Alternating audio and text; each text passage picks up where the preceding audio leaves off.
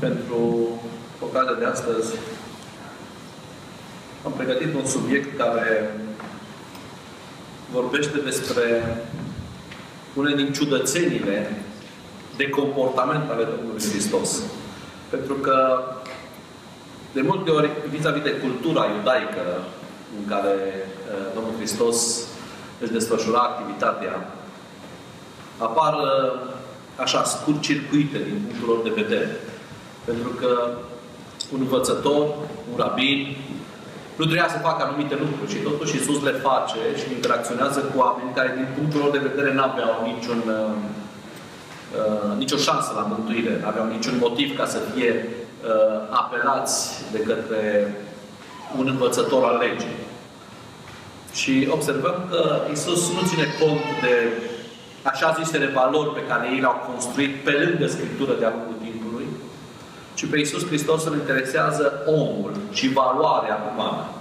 De aceea găsim uneori lucruri pe care Domnul Hristos le spune cu stupefacție în dreptul unor oameni care n-aveau ce căuta în Împărăția Lui Dumnezeu. Da? Aduceți-vă aminte ce spune în dreptul femeii din Samaria, care nu era cea mai cu minte sau cea mai apreciată, nu era nici primărița localității ei, nici soția preotului sau preotese sau așa mai departe, ci era... Da, o femeie era famată sau rău văzută de către cei din localitate. Și totuși, în dreptul ei, Domnul Hristos are niște cuvinte foarte, foarte frumoase. De asemenea, și în fața personajului pe care vreau, în mod special, și dacă am timp, poate o să trec și puțin mai departe, dacă nu vreau să rămân la sutaș, la modul în care omul acesta înțelege sau interacționează și el la rândul lui cu Iisus. Pentru că și aici sunt lucruri foarte interesante. Cum un om din afara culturii iudaice, un dușman al iudaismului, am putea să spunem, reușește să perceapă și să înțeleagă cine este Iisus cu adevărat, în timp ce ai lui nu reușește să facă lucrul ăsta. De aceea, poate că astăzi va fi o lecție pentru noi sau vom învăța anumite lucruri și noi care să ne fie de folos pentru continuare și pentru ceea ce urmează. Va trebui să putem să ne deschidem mintea și să înțelegem anumite adevăruri care poate că ne vor schimba și nouă mentalitatea despre noi și despre credința pe care noi o avem. V-aș propune deci să deschidem Sfânta Scriptură în Evanghelia după Luca, la capitolul 7 și de la primul verset găsim pasajul acesta despre ceea ce se întâmplă cu sutașul. Și aș vrea să citim împreună primele două versete pentru început și vom merge verset cu verset, încercând să înțelegem și să elaborăm acest pasaj. În Evanghelia după Luca, capitolul 7, primul verset, spune așa: După ce a sfârșit de rostit toate aceste cuvântări înaintea norodului care îl asculta, Iisus a intrat în Capernaum. Un sutaș avea un om la care ținea foarte mult și care era bolnav pe moarte. Din start putem să vedem că sutașul acesta nu este un om normal din punct de vedere al mentalității oamenilor. Pentru că, în general, militarul cum trebuie să fie? Omul de armă. Trebuie să fie un om care să n-aibă sentimente, un om care să vadă în celălalt un dușman, un om care să scoată sabia și când trebuie să taie, un om care nu trebuie să sufere pentru altul. Și vedem că sutașul acesta are niște sentimente, nu pentru camarazii de arme. Mă rog, așa se spune că atunci când mergi cu cineva pe mare și corăbieri între ei, da, se ajută foarte mult. Ostașii luptă, de asemenea, ești în stare să dai viața pentru camaradul tău. Însă aici nu este vorba despre o bătălie. Nu este vorba despre când de luptă. Nu este vorba de ceva ce are loc în cadrul armatei în care slujește sutașul, ci acest militar de carieră spune că avea ce anume la care ținea. Un rob. Și probabil că vom spune și noi, acum și nu mai avem rude, prieteni la care noi ținem. Vreau să spun că nu este același lucru. Robul nu era privit nici măcar ca om în vremea lui. Era privit ca cineva de care se putea folosi și lipsi foarte simplu. Robul nu avea drept nici la cuvânt, nici la decizie. De aceea vedem uneori că ei între ei se mai căsătoreau și făceau soțul de soție, copiii de părinți. Nu conta lucrul acesta. Dacă stăpânul vrea să-l vândă sau să-l omoare, avea drept de plin asupra lui. Și interesant este că omul acesta are niște sentimente față de un neom din punctul de vedere al culturii respective. Așa că este mult mai sufletist decât probabil mulți din vremea lui. Are un caracter mai deosebit decât unii care erau plimbați mai mult pe la biserică decât era cu siguranță eu. Apoi, nu știu dacă robul acesta era un iudeu sau nu, nu mi se spune acest lucru. Dar și iudeii nu erau altceva acum sub Imperiul Roman decât niște robi, până la urmă, da? Erau niște oameni cuceriți. Ei nu se vedeau așa. Dar mulți dintre romani așa îi primeau. Așa îi și tratau. Așa intrau în legătură cu ei sau discutau cu ei. Dar se pare că sutașul acesta nu privește așa lucrurile, ci el interacționează sau colaborează cu idei. Drept dovadă, spune versetul 3, fiindcă auzise vorbindu-se despre Iisus, sutașul a trimis la el pe niște bătrâni a iudeilor ca să-l roage să vină să vindece pe robul lui. Prima interacțiune ciudată este a sutașului cu robul. A doua interacțiune ciudată este a sutașului cu evrei, cu iudei. Niciodată un om care se crede superior nu va trimite pe cei inferiori să rezolve problemele importante. Niciodată nu se va întâmpla lucrul acesta. De ce? Pentru că el se consideră mult mai bun decât ceilalți. Și sutașul era un învingător, iudeii erau niște învinși, niște inferiori. El nu gândește din perspectiva aceasta. El respectă pe omul de lângă el, indiferent că este un învins sau un învingător. El respectă o religie, se pare, pentru că bătrânii nu erau... S-a dus pe stradă și au ales moșule câți ani ai? 90, hai cu mine. Tu câți ani ai? No, hai cu mine. Tu câți ai? 70, hai cu mine. Nu era vorba despre bătrânii biserici, adică oameni importanți, oameni care aveau funcții, oameni care probabil puteau să fie ascultați de către un alt iudeu, Iisus Hristos, mult mai simplu decât ar fi fost ascultat el. Și tot ceea ce face denotă ce? Că nu respectă doar oamenii, ci respectă și poporul iudeu, ci respectă și religia poporului iudeu. Aproape că atunci când te uiți la el, nu-ți vine să crezi că poate să gândească un om în felul acesta. Nu observați că uneori și noi avem reticențe de genul ăsta față de alții din alte religii.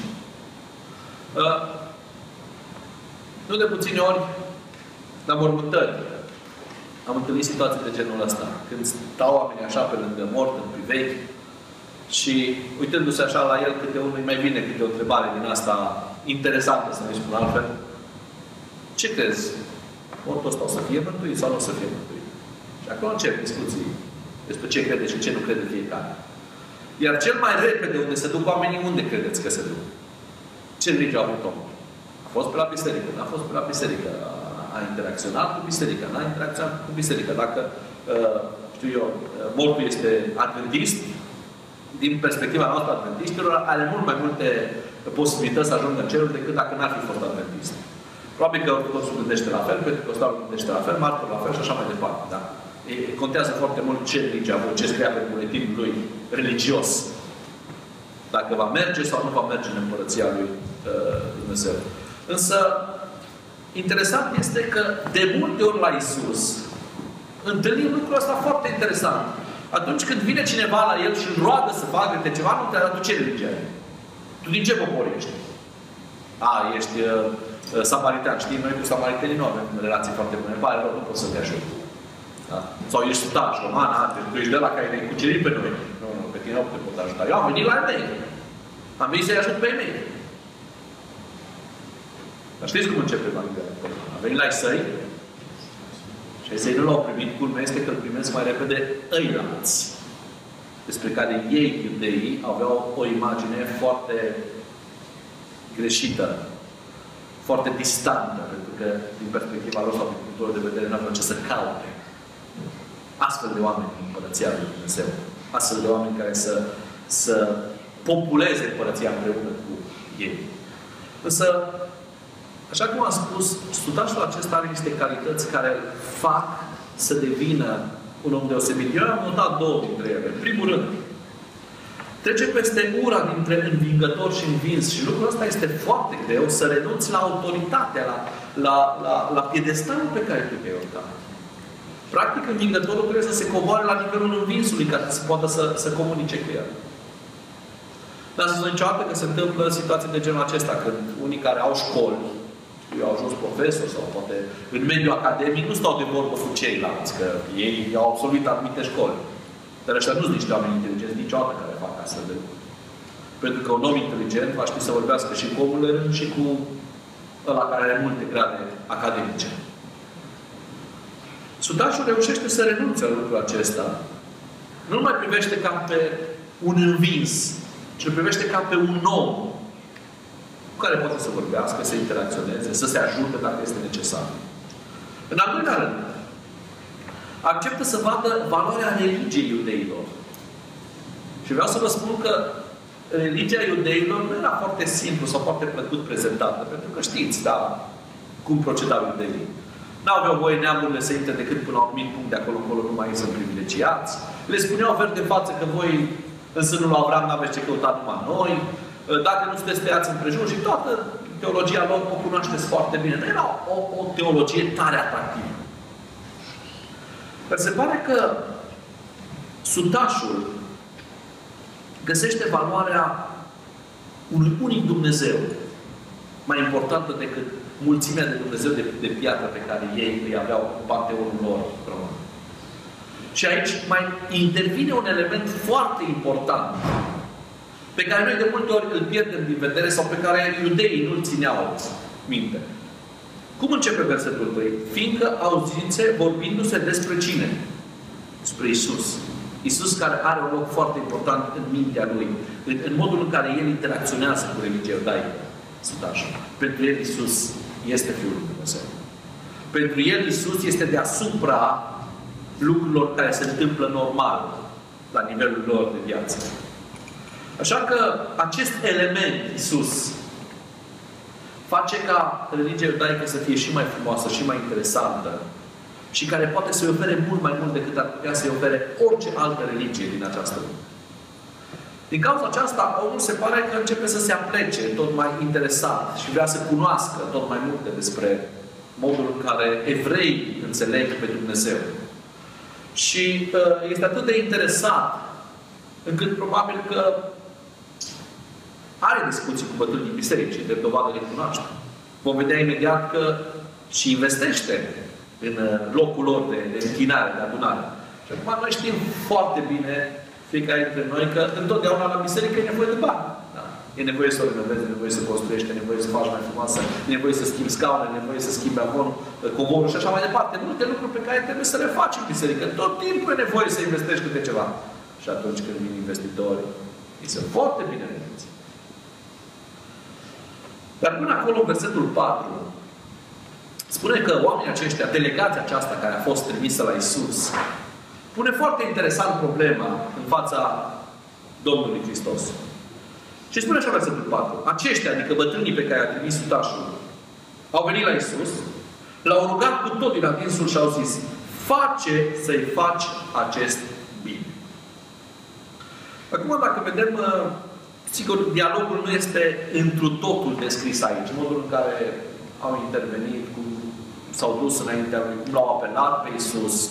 Dar știți că, în general, când citim în Evanghelii, care era modul în care îl apelau ei pe Isus? Nu îi spuneau nici Domnul, ci îi spuneau învățătorul. Pentru că el era un învățător. Spunea niște lucruri pe la care ei nu aveau totdeauna o înțelegere atât de adâncă cum avea Iisus Hristos, și din pricina aceasta îl priveau ca pe un învățător al legii. Dar atitudinea este una destul de autoritară din partea lor. Ca și cum ei ar fi superior Domnului Hristos, ca și cum ei ar putea să-i comande Domnului Hristos. Iar traducerea Cornilescu, dacă vedeți aici, nu este cea mai fericită.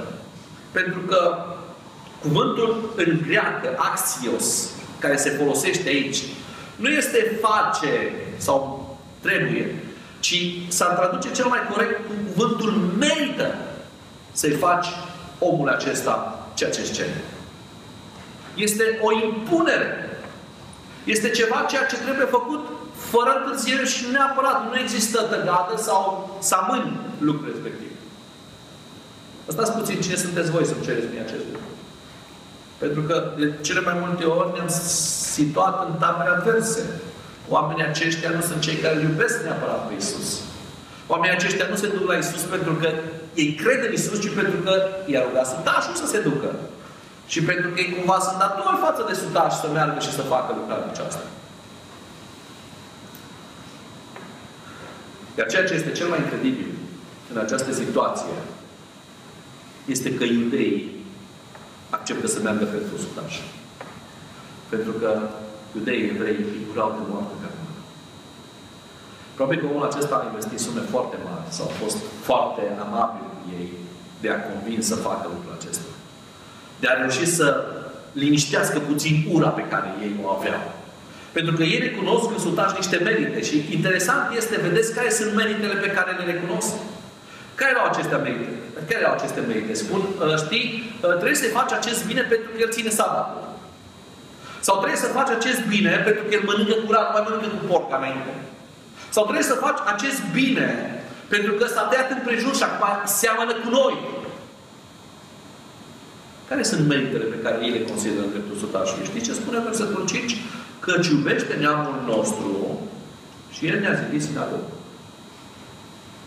Care e legătura aceasta cu credința, cu Dumnezeu? Nimic. Totul avantaje personale. Probabil aici la ne iubește neamul nostru, o fi avut probabil niște intervenții sutașul, când nu mai fi scăpat pe unul de mânia romanilor, când nu mai intervenit într-o situație sau alta, când probabil au fi făcut niște favori din astea de a vinde și de a cumpăra, o fi intermediat ceva, cine știe. Aici se rezumă iubește neamul nostru. Iar la chestiunea cu zidirea sinagogii, acolo e clar. Omul a dat mâna în buzunar adânc și le-a dat bani și a spus poftim. Da. Aveți nevoie, uite, eu sunt unul care vă ajută. Și din acest punct de vedere, ei consideră că trebuie ca Iisus să intervină. Uneori, dacă nu de cele mai multe ori, religia noastră este egocentristă. Pentru că de multe ori și noi de asta venim la biserică, să ne slujească ceilalți. Să ni se predice, să ni se cânte. De asta noi avem uneori reacții negative. Nu mi-a plăcut predica. Tu n-ai venit să ți se predice ție personal. N-ai sunat pe pastor și ai spus, uite, mie vreau să-mi predice asta și astea sunt lucrurile care vreau să mi se spună și pastorul să zică, da, sigur, tu ești la care plătești la biserică și trebuie să fac lucrul acesta pentru tine. Nu mi-a plăcut cum a cântat acolo. Da? Totul e la partitură. Nu tu ai stat cu ei la repetiție să vezi cât și-au mâncat din timpul lor ca să învețe. De multe ori credem că biserica trebuie să ne slujească pe noi și nu noi biserica implicit pe Dumnezeu. De multe ori și noi facem anumite lucruri atunci când ne convine. Știți unde se observă cel mai repede dacă o biserică este nemulțumită față de conducerea ei? Știți unde? La bănuți. Atunci când începi să nu mergi, decimea, darurile și așa mai departe, și că ele scad, înseamnă că în biserică este o problemă. Și trebuie intervenit de văzut care este această problemă. Acolo se vede foarte repede. De ce? Pentru că omul nu dă pentru Dumnezeu, ci dă pentru satisfacerea lui și când nu mai este satisfăcut, dă-i subvenția. Probabil că de multe ori ați făcut și dumneavoastră sau ați fost influențat să faceți sau ați auzit făcând și alții la fel. Eu nu mai dau de ce am biserică. Eu nu mai dau darul. Ce asta e biserică? Ce asta e așa? Ce asta e așa? Pentru că principiul din spate este egocentrismul care există în noi. Ea trebuie să ne slujească pe noi și nu noi pe Dumnezeu și lucrarea respectivă. Nu este greu. Se întâmplă lucruri de genul acesta. Mai ales când știi că anumite sume se duc unde n-ar trebui. Dar principiul este că tu dai lui Dumnezeu. Pentru că Dumnezeu să te slujească pe tine și pentru că tu trebuie să slujești pe Dumnezeu. Și atunci când vei învăța principiul acesta, vei fi foarte liniștit.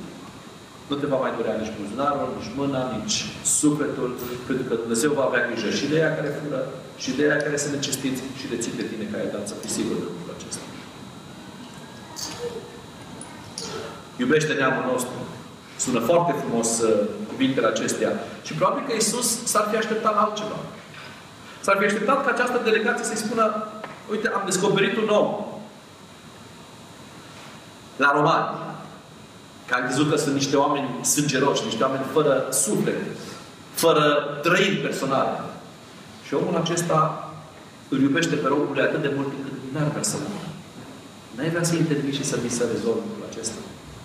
Sau putea să spună chiar despre ei. Uite, romanul acesta vorbește cu noi. Ne tratează ca pe niște oameni. Ar trebui totuși să dezvoltăm lucrul acesta. Romanul acesta nu-l interesează numai de noi, ci îl interesează și de Dumnezeul nostru. El n-a venit doar să dea bani la biserică, dar nu calcă nimeni niciodată pe acolo, ci mereu stăm de vorbă cu El și ne întreabă despre Dumnezeul nostru. Pentru că vrea să cunoască mai mult și vrea să cunoască și pe tine, ca făcând parte din această lucrare a lui Dumnezeu pe pământ. Probabil că la lucrurile acestea s-a aștepta Iisus din partea lor. Însă, nu astea sunt lucrurile care au luat ochii omului. Acestea sunt lucruri pe care Dumnezeu doar le descopere, le înțelege și le știe specula așa cum ar trebui. Așa că răspunsul lui Iisus, versetul 6, este că Iisus a plecat cu ei. Dar nu era departe de casă când sutașul a trimis la el pe niște prieteni să-i spună: Doamne, nu te mai osteni atât, pentru că nu sunt vrednic să intri sub acoperământul meu. Sincer să vă spun, nu-mi dau seama cum a reușit să audă sau să știe ce s-a discutat de către prima delegație.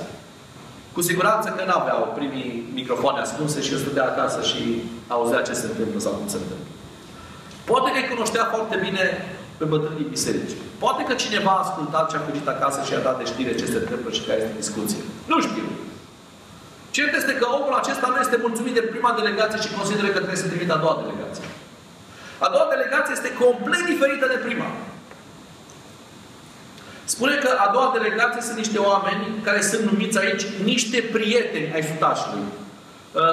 Din ce categorie de oameni credeți că făceau parte prietenii aceștia? Probabil că erau romani, prieteni de lui. Mai sigur erau și militari ca și el. Și priviți acum prima delegație. Bătrâni îmbrăcați cum erau ei îmbrăcați, ca oamenii ai bisericii, bărbile acelea, fața aceea care ți impune groază.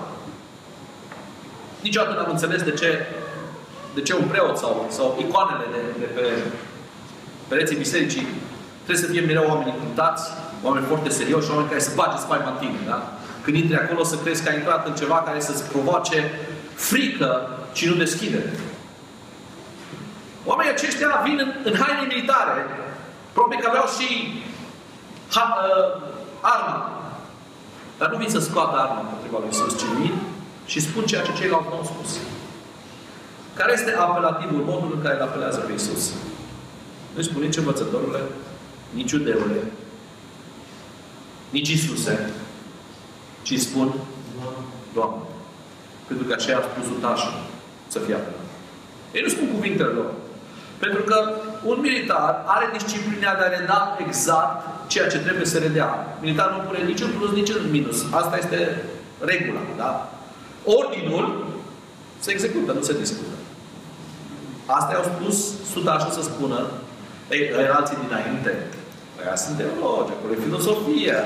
Nu contează cine a spus noi nouă. Noi știm mai bine cum să îmbrăcăm lucrurile și ce trebuie să-i spunem lui Iisus. Și le aranjează ei cum crede că e mai bine. Cert este că primul mesaj, face să-i faci bine pentru că. Nu acesta era mesajul pe care sutașul a dorit să ajungă la Iisus. De dovadă că trimite această a doua delegație. Această delegație care trebuie să spună lucrurilor pe nume. Și să nu vă imaginați că ceea ce ne acuză pe noi, de multe ori martorul Jehova, că Domnule și Doamnă sunt niște apelative generale, la vremea respectivă nu se foloseau. Atunci când spuneai cuiva Domnule, era clar că ți era superior ție.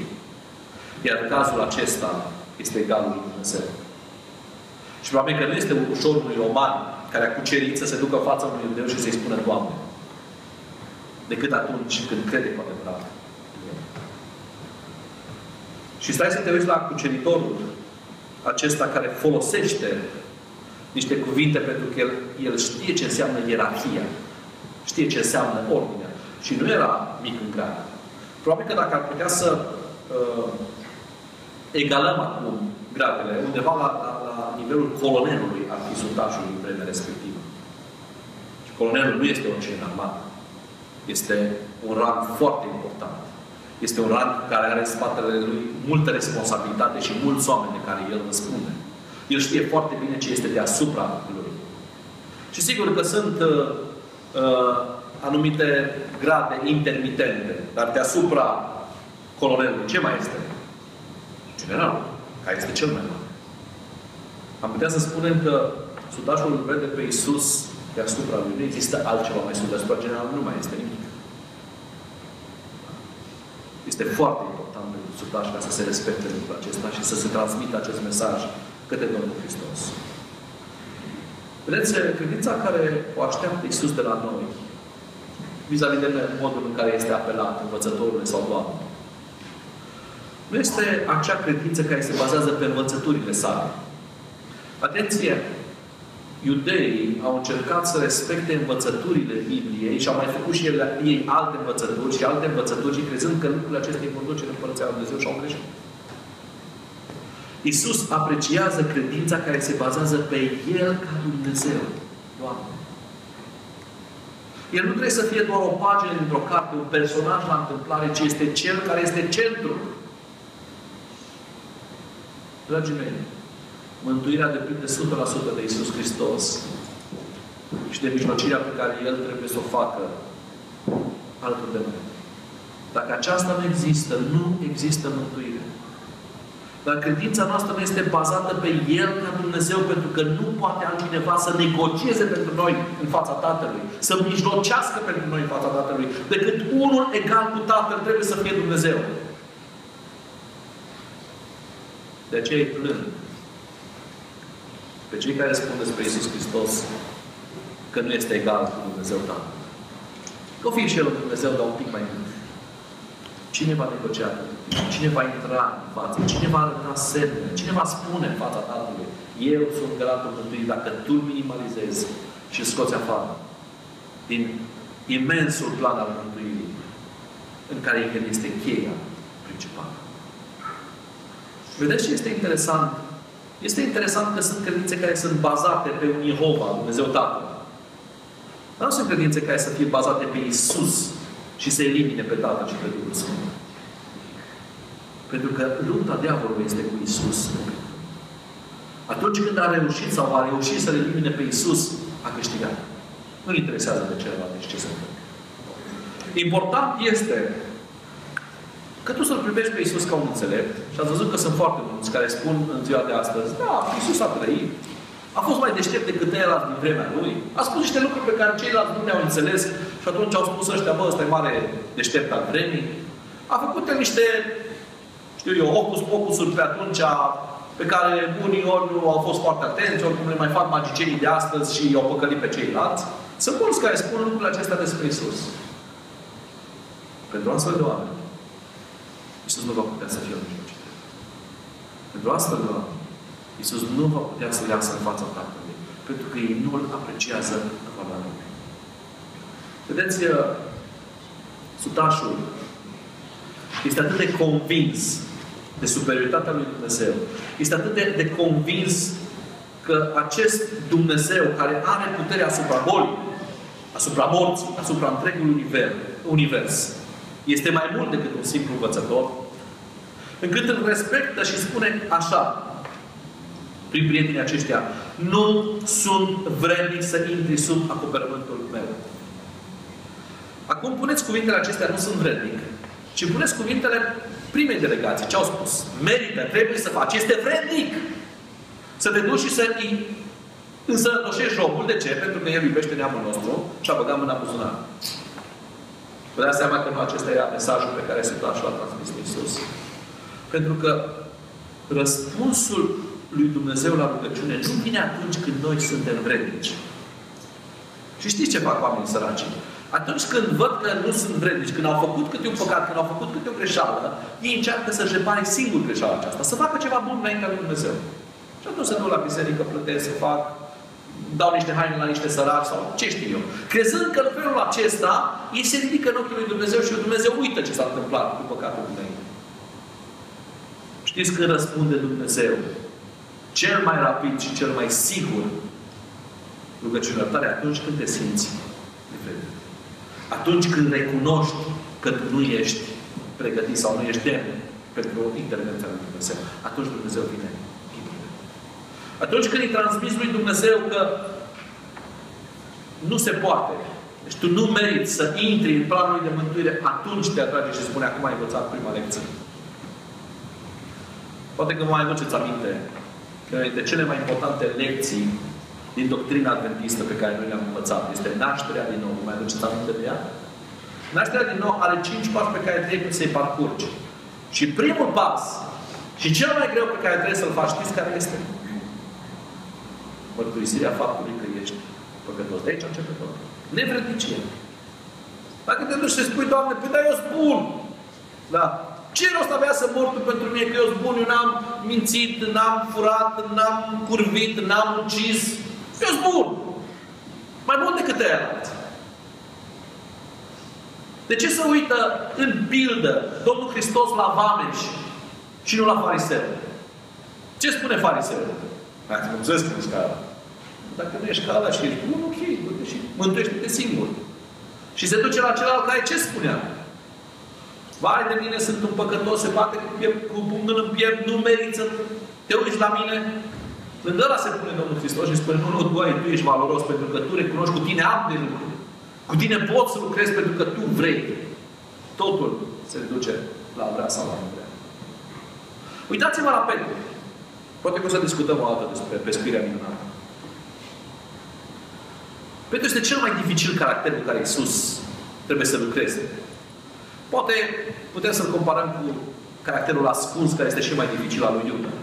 Dar dintre toți ceilalți, Petru este ăla care vorbește primul și când trebuie și când nu trebuie. El ia decizii și când trebuie și când nu trebuie. El, da, tot timpul este cineva care știe totul. Chiar și atunci îi spune, nu are rost să ieșim la pescuit, că nu prinde nimica. Dar totuși, pentru că vrei. Și cred că vă aduceți aminte pescuirea minunată. Spuneți-mi, care este secretul? Pentru că există acolo un secret. Este un secret care se pliază pe fiecare dintre noi. Care este secretul salvării lui Petru? Știți care este secretul? Ce l-a salvat pe el în toată situația aia? Păi eu știu pescuitul. Nu merită. Cum? Că a crezut că a vrut să meargă sau să facă. Dacă nu vrei, niciodată Dumnezeu nu te va obliga. Ce spune Petru acolo? Eu nu cred, dar totuși la cuvântul tău, hai să mergem. Eu nu cred în tine, Doamne, că pot să mă vindec. Dar hai să încerc cu tine.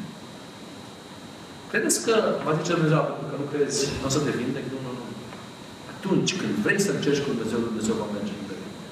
Îți va demonstra că El poate, pentru ca să-ți câștige încrederea și apoi pe parcurs încetul cu încetul tu să prinzi încrederea în Dumnezeu. Vedeți, sudașul a înțeles că vine răspunsul lui Dumnezeu în urma nevoii. Vreau să vă spun că de multe ori creștinul din ziua de astăzi n-a înțeles lucrul ăsta. El crede că dacă el dă zecime la biserică, va fi mântuit. Dacă el se duce și frecventează biserica, va fi mântuit. Dacă el își face lecțiunea, va fi mântuit. Totul din nou egocentrism. Nu, dragii mei.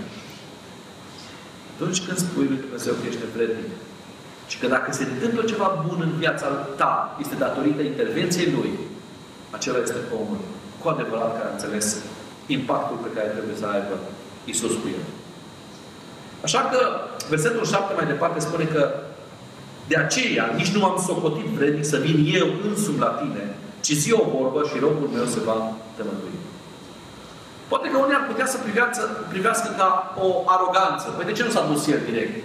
Până la urmă, a doua delegație era tot roman ca și el.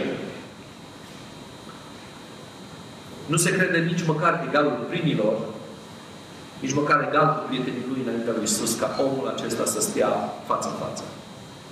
Este ceva ceea ce e foarte interesant și nu găsim decât la Apostolul Pavel. Când el are curajul să facă o ierarhizare a păcătoșilor. Și spune că dintre toți păcătoșii, el al câtelea este? Este cel dintre ei. Exact așa pune problema și sudașul aici. Eu sunt mai păcătos și decât chiar prietenii mei. Din cauza aceasta nu mă pot înfățișa înaintea ta, dar dacă poți, nu pentru mine, ci pentru El, Domnul meu, te rog, salvează, curățește, vindecă. Nu pentru meritele mele, ci pentru că Tu poți să faci lucrul acesta. Vedeți, de multe ori noi apelăm la Dumnezeu în meritele pe care noi le avem. Că ne-am rugat, că ne-am studiat, că am făcut anumite lucruri. Și de aia trebuie să ai grijă de copiii mei. De aia trebuie să ai grijă de soția mea la lucru sau așa mai departe. Nu. Îl rugăm pe Dumnezeu să aibă grijă pentru că El poate. Și pentru că El este în stare să facă lucrul acesta. Pentru că El este capabil și eu nu sunt capabil să fac lucrurile pe care vreau să le fac. Și eu aș vrea să fiu în preajma copiilor mei tot timpul și să te protejez. Dar nu sunt decât o mână de carne exact ca și ei, pe când Dumnezeu este mult mai mult decât toate aceste lucruri. Vedeți, El roman, superiorul, nu-L consideră pe Iisus Hristos inferiorul lui. Și îl consideră cu mult deasupra El. El nu este vrednic să stea în fața Domnului Hristos. Și apoi spune în versetul 8, căci eu care sunt sub stăpânirea altuia, am sub mine ostaș și zic uneia du-te și se duce, altuia vino și vine și robului meu fă cu tare lucru și îl face. Iudeii n-au înțeles puterea aceasta lui Iisus Hristos de a spune mării, liniștește-te și a să liniștească. De a spune orbului, deschide ochii și vezi și el să vadă. Să spună leprosului, du-te și arată în fața preoților și nu o să aibă ce să facă și o să spună, sunteți curățiți. Nu este incredibil cum un om care nu e iudeu, care nu a învățat despre Dumnezeu din copilăria lui, să poată să spună asemenea lucruri despre Iisus Hristos. Știți care este mesajul pe care El transmite aici? Al cui este Hristosul? Al iudeilor? Al romanilor? Iisus este al întregii omeniri. A tuturor celor care vor și acceptă prezența lui Iisus ca Domn și Mântuitor în viața lor. Vedeți, tot până la Pavel nimeni nu exprimă acest adevăr în Evanghelie, nu veți mai găsi un Dumnezeu a tuturor neamurilor. Pentru că știți, da, cum vedea Petru, că Petru trebuie să vadă în viziune, să explice ca să ducă la neamuri. Dar ăsta din neamuri, el înțelege că Iisus este șal lui, chiar dacă este roman. Este șal robului lui, chiar dacă nu ni se spune de unde venea el și ce nație avea. Iisus este a tuturor și trebuie să profite de momentul acesta. Așa că răspunsul lui Iisus este unul incredibil. Spune versetul 9. Când a auzit Iisus aceste vorbe, s-a minunat de sutaș. S-a întors spre norodul care mergea după el și a zis. Și nu cred că au fost mulți fericiți când au auzit cuvintele lui Iisus. Vă spun că nici chiar în Israel n-am găsit o credință atât de mare. Știți cam cum aș putea să o compar? Să aduc un bețiv într-o zi în biserică să spune, uitați-vă la asta. Să întreb, băi bețivule, recunoști că e bețiv? Da, domn părinte, recunosc că e bețiv. Băi bețivule, recunoști că miroși și ești? Da. Și să spun, omul ăsta e mai credincios decât voi toți. El își recunoaște păcatele și știe de păcatele lui și voi. Niciodată n-am descurat să spuneți despre lucrul ăsta. Nu știu dacă m-am convenit. Și nu știu dacă spune ăsta e cel mai bun pastor pe care l-am avut vreodată. Cum să ne compare cu nenorocitul ăsta? Dar atenție, și am spus mai devreme și despre Pavel și despre sutaș. Primul dintre păcătoși se consideră ei. Ei nu se compară cu ceilalți, ei se compară cu Dumnezeu. Și în fața lui Dumnezeu nu cred că există păcătoși mai mare decât mine. Și așa ar trebui să vezi și tu. Așa că Iisus se întoarce către toți ceilalți și spune minunat, fericit, încântat de faptul că poate să arate asemenea exemple și nu intervei. Vreau totuși să dau o interpretare proprie aici și să spun că în adâncul lui, eu cred că Iisus a vrut să spună despre lucrurile acestea. Pentru că a venit la ei săi. A fi vrut să găsească o astfel de credință în lui. A fi vrut să fie un fariseu sau un fruntaș al bisericii. Să vină acela și să-i spună toate cuvintele acestea și să spună există șansa încă pentru Israel. Merită să mor pentru voi. Dar de cele mai multe ori, chiar dacă mai este un Iair, fruntaș al sinagogii care crede în Iisus, de cele mai multe ori Iisus trebuie să arate cu degetul către cei pe care ei, iudeii, îi considerau ca niște gunoaie, ca fiind valori, Și către ei, către iudei, să se uite ca niște morminte năruite, da? Care n-au înăuntru lor decât putrefacție. Practic, ăsta este rolul mormântului.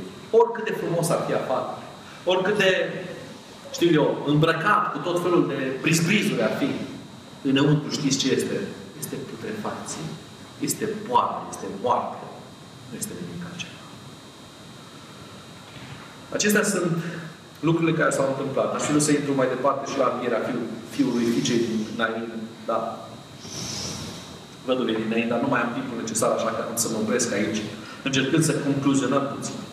Pentru că concluzia este una foarte importantă. Iisus nu se uită la ce meriți tu. Iisus se uită la modul în care privește El. La modul în care relaționezi sau interacționezi cu El. La modul în care crezi sau nu crezi în relația ta cu Iisus Mântuitor. Iisus este în stare să treacă peste toate barierele. Nu este ușor să meargă și să intre în casa lui Sutaș. S-ar fi dus și-ar făcut lucrul acesta dacă era necesar. Pentru că El vrea să salveze un suflet. Pentru El, un suflet este mai important. Și știți foarte bine pilda cu cele 99 de oi care se lăsate în staul și duce să o caute pe cea pierdută. Un om, un suflet, este o valoare inestimabilă pentru ceilalți. De aceea, poate că ar trebui să învățăm și noi ca biserică. Să nu căutăm meritele sau nemeritele celelalte biserici sau a ceilalți oameni. Înțeleg că trebuie să facă lucrul acesta. Haideți să ne căutăm noi vinovăția sau nevinovăția. Meritele pe care le avem sau pe care nu le avem în relația noastră cu Dumnezeu. Haideți să nu ne mai comparăm cu ceilalți. Și hai să ne mai spunem noi lui Dumnezeu ce are de făcut de aici încolo. Crezând că noi, teologii ăștia buni, o avea avantaje mult mai mari. Și vreau să vă întreb ceva. Foarte greu. Credeți că Adventistul de ziua 7 are mai multe șanse la împărăția lui Dumnezeu decât toți ceilalți? Ce credeți?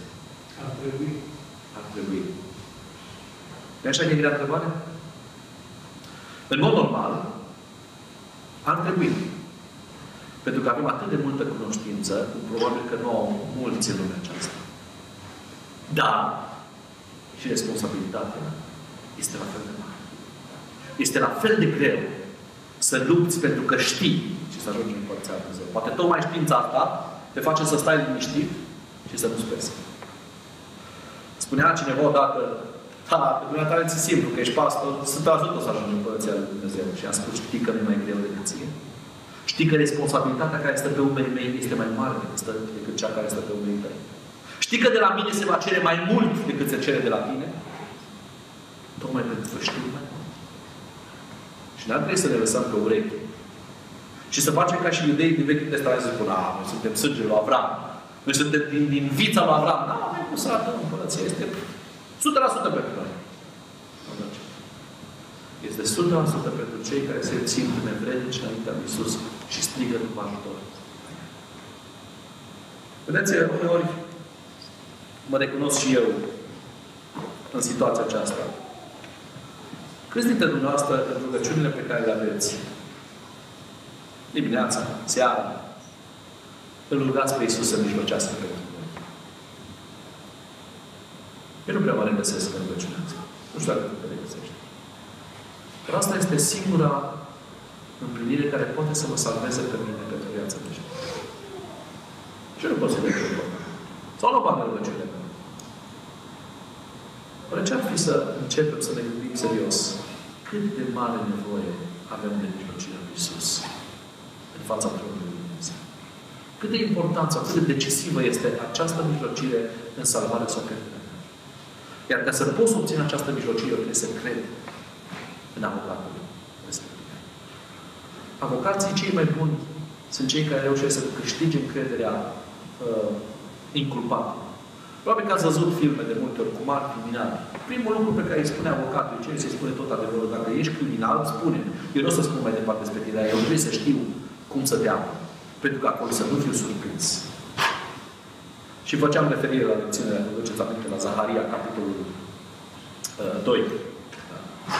Acolo este unul, diavolul, care se duce și spune, este al meu, dă-mi. Și în tragedia veacului este un pasaj în care spune că diavolul vine și spune toate lucrurile adevărate pe care tu le-ai făcut.